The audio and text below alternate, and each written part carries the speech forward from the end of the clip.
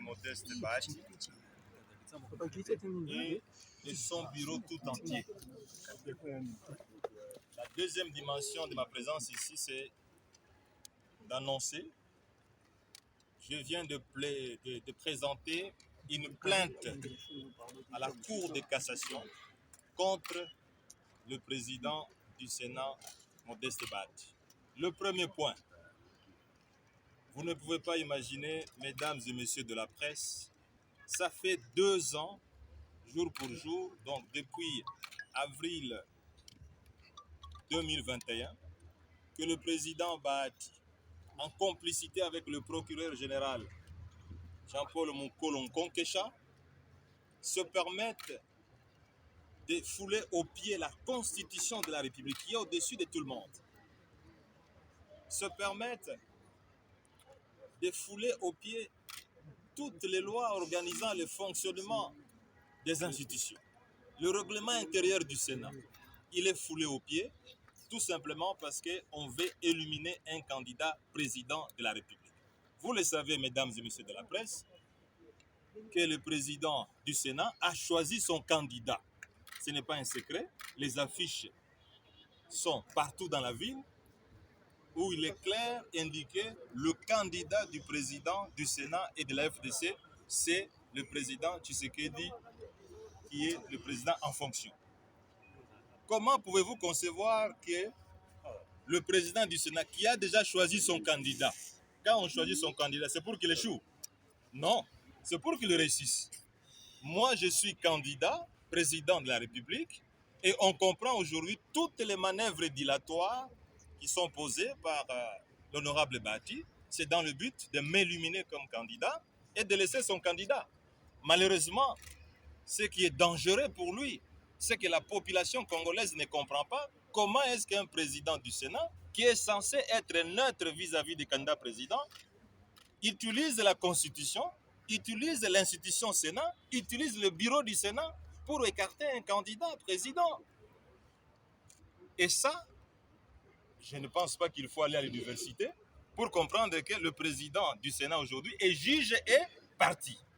Et à ce titre-là, il ne peut plus poser des actes en faveur ou contre un candidat du président que je suis. De ce fait, je suis venu déposer la lettre pour récuser le président du Sénat, qui est d'ailleurs, vous le savez, membre du présidium de l'Union sacrée. L'Union sacrée qui a déjà choisi son candidat et pour lequel lui il se bat. Je récuse aussi l'ensemble du bureau du Sénat, qui est en fait un bureau aussi de l'Union sacrée, vous le savez. Et donc de ce fait, à partir d'aujourd'hui, je retire toute ma confiance du président du Sénat et de son bureau. C'est dommage, c'est historique, c'est pour la première fois que cela arrive dans ce pays depuis 1960, mais ça fait 2 ans que je supporte cela. Mais je crois que le président du Sénat estime que le Sénat est devenu son institution et qu'il peut se comporter en dehors de la loi. Mesdames et messieurs de la presse, nul n'est au-dessus de la loi. Nul n'est au-dessus de la Constitution de la République. Mais le président du Sénat, il foule aux pieds les règlements intérieurs du Sénat, il foule aux pieds la Constitution parce qu'il faut condamner Matata, il faut le mettre en prison pour que son candidat passe. Mais pourquoi lui, le président du Sénat, il a peur? Pourquoi a-t-il peur? Pourquoi doit-il utiliser l'institution? Vous le savez, mesdames et messieurs de la presse, dans ce Sénat ici, la plénière s'est prononcée contre la poursuite judiciaire contre M. Matata. Vous le savez, non? Ce n'est un secret pour personne. Vous pouvez vous imaginer le président du Sénat, en complicité avec le procureur général, s'arrange quand on ferme le Sénat le 15 juin, le 16 juin, son ami personnel vient déposer la lettre pour qu'on lève les immunités de M. Matata. Est-ce que ça, c'est encore un Sénat? Ce n'est plus un Sénat. Ce n'est plus un Sénat et on ne peut pas avoir un président du Sénat qui est pour une partie et contre une autre partie. D'abord, vous le savez, l'une des missions du président du Sénat, c'est de protéger l'ensemble des sénateurs. Mais aujourd'hui, son rôle, c'est d'attaquer un sénateur.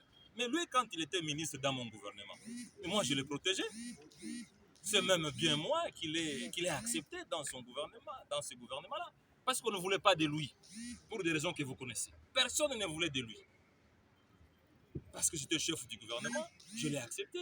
Et je peux même vous dire, tous les actes qu'il a posés, mais certains d'entre eux étaient de mauvaise gouvernance. Et je peux les témoigner. Mais quel est le jour où vous avez entendu le Premier ministre Matata agir contre le ministre Bahati? Mais il a tout oublié. Deuxième point, mesdames et messieurs de la presse.